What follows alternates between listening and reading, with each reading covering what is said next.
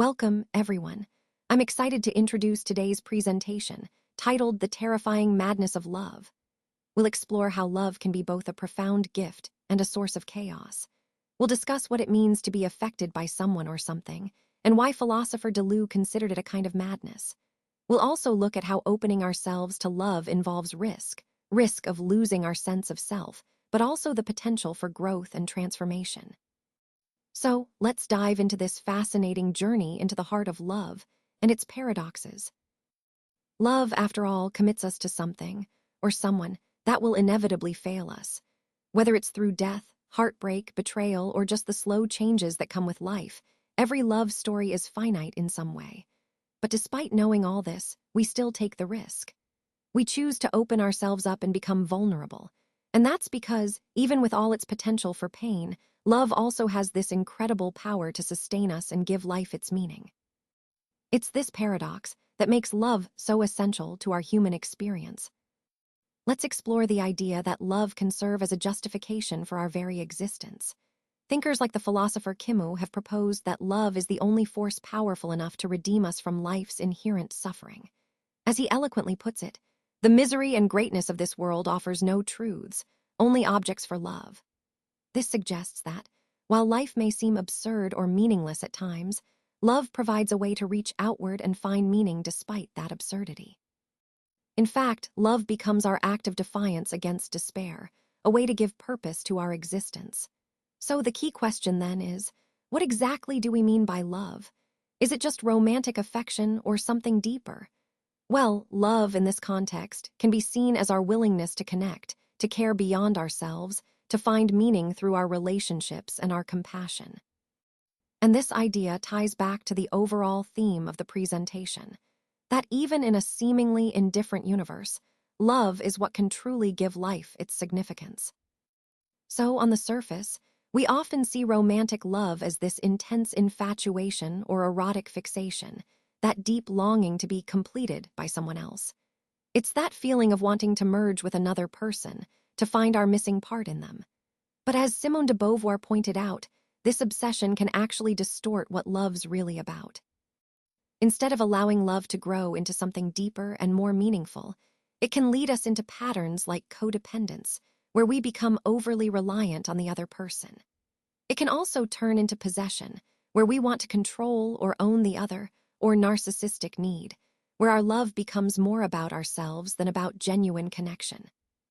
This is important because it shows how these obsessive tendencies trap us, rather than free us. Rather than experiencing love as a transformative, enriching force, we risk getting caught in these destructive cycles. And this connects to the overall theme of understanding love as something that should elevate us, not entrap us in unhealthy patterns. Beauvoir observed that many relationships tend to fall into one of two broad categories: narcissism or devotion. When I talk about narcissism here, I mean a dynamic where a person is primarily seeking validation. They crave partners who can feed their sense of self-importance, making them feel valued and powerful.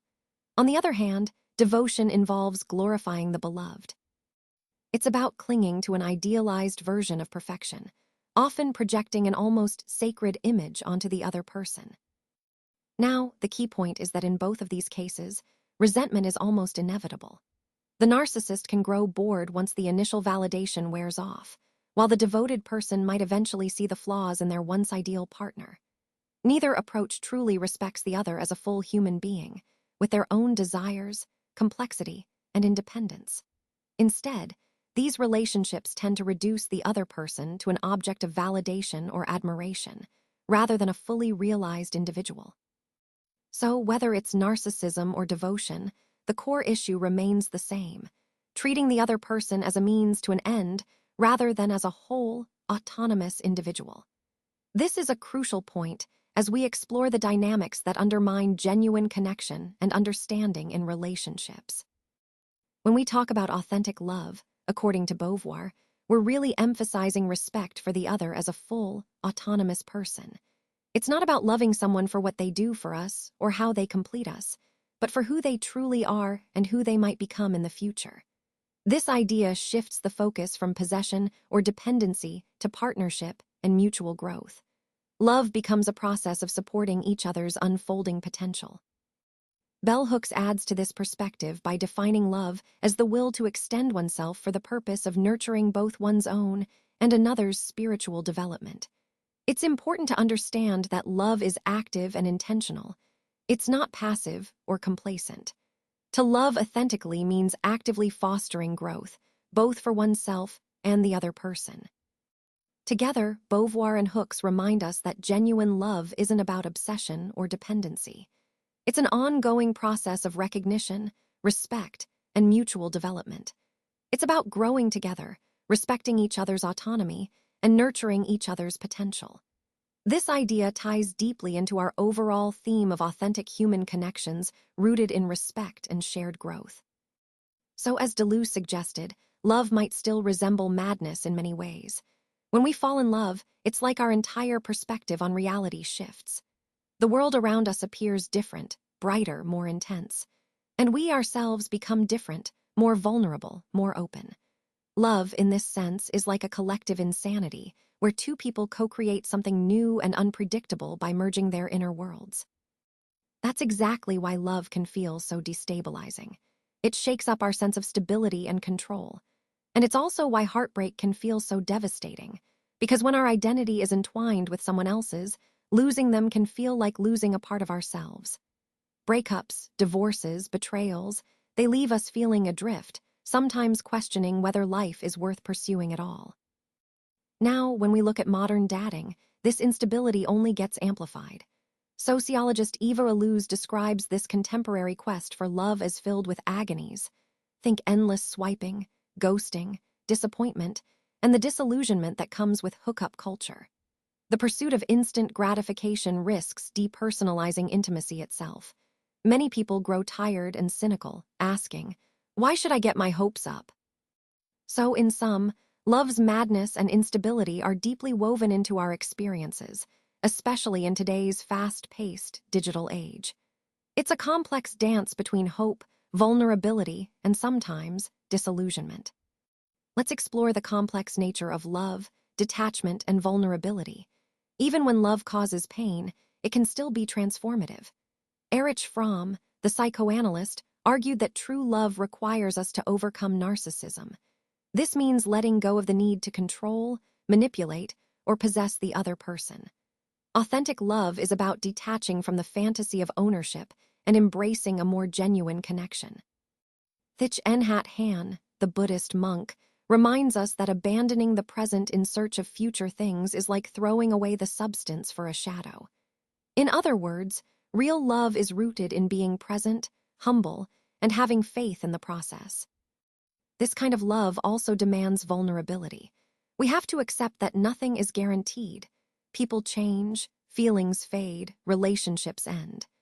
Instead of clinging tightly, authentic love invites us to fully engage in the journey of learning and growing alongside another person, without trying to control how it all turns out. And as J. Krishnamurti pointed out, passion doesn't come from possession but from curiosity.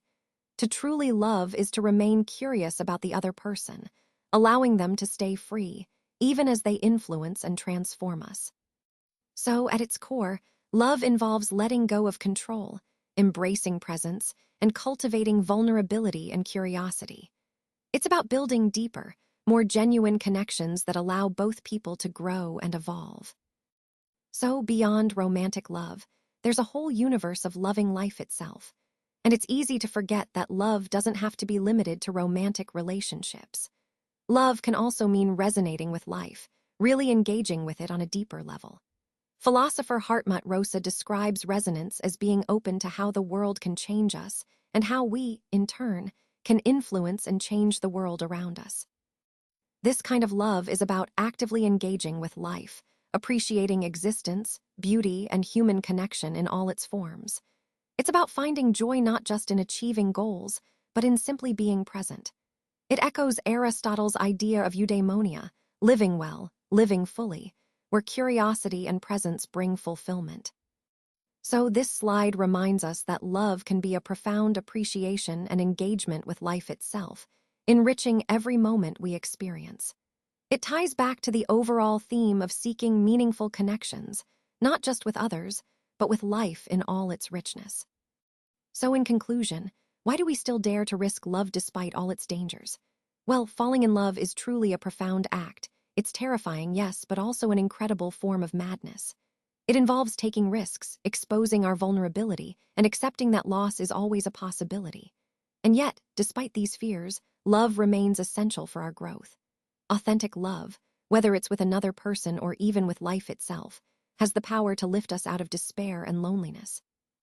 It teaches us humility, helps us transform, and gives deeper meaning to the seemingly absurd journey of existence. Ultimately, love is both our greatest risk and our most compelling reason to keep living. It's what makes life worth embracing, even with all its uncertainties.